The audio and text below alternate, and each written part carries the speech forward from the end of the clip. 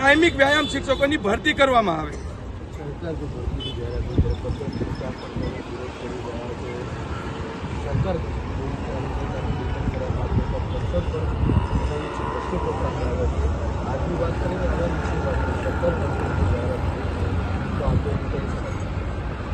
सरकार जो हमारी भरती नहीं करे અને અમારી માંગણી નહીં સ્વીકારે તો હવે પછીનું જે આંદોલન છે એ 100% ઉગ્ર આંદોલન થશે।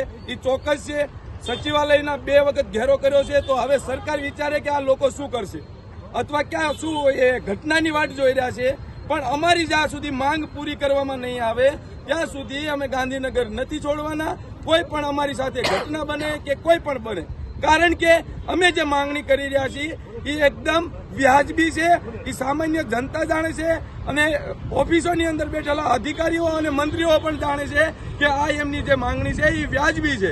કેમ કે ગુજરાતની અંદર છેલ્લા 15 વર્ષથી ભરતી નથી કરી, શાળાની અંદર એક પણ વ્યાયામ શિક્ષક નથી।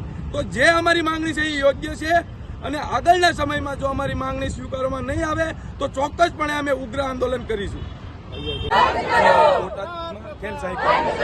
આજે છેલ્લા 15 દિવસથી અમે આ સંઘર્ષ કરી રહ્યા છીએ। અત્યાર સુધી અમારી કોઈ પણ પ્રકારની માંગણી સ્વીકાર કરવામાં નથી આવી, કોઈ અધિકારી અમને મળ્યા નથી। છેલ્લા 15 વર્ષથી ગુજરાતની અંદર વ્યાયામ શિક્ષકોની ભરતી કરવામાં નથી આવી। પ્રાથમિક શાળાની અંદર આજે સામાન્ય જનતાથી માંડીને તમામને તમે પૂછો કે શું પીટી ટીચરની જરૂર છે શાળાઓની અંદર? સતત 15 વર્ષથી ભરતી કરવામાં નથી આવી અને જે લોકોએ ડિગ્રી લીધી છે એ લોકોની ઉંમર પણ પૂરી થઈ ગઈ છે, તો શું કારણે ભરતી કરવામાં નથી આવી? છેલ્લા 15 વર્ષથી ભરતી નથી કરી અને આજે 15 દિવસથી અમારી સાથે ઘર્ષણ થાય છે અને અમારી સાથે ના બનવાના બધી ઘટનાઓ બને છે। અત્યાર સુધી સરકારના કોઈ અધિકારી આવ્યા નથી। વિનંતી છે કે અમારા વ્યાયામ શિક્ષકની કાયમી ભરતી કરો। આજે 15 દિવસથી અમે ગાંધીનગરમાં આંદોલનમાં છીએ।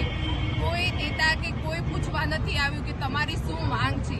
દરેક નેતા કે જે સદસ્ય હશે તે ટીવી મારફતે તો જોતા જ હશે, સમાચારમાં પણ રોજ આવે જ છે। તો કેમ અમને અમારા પ્રશ્નનો જવાબ નથી આપતા? અમારી જોડે 2-3 દિવસ થાય છે અને પોલીસ વાળાને મોકલે છે ને ટીંગાટોળી કરે છે ને અમને ડિટેન કરી નાખે છે। તો આજે 15મા દિવસે હું સરકારને એટલું જ કહેવા માંગુ છું કે અમારા વ્યાયામ શિક્ષકની કાયમી ધોરણે ભરતી કરો।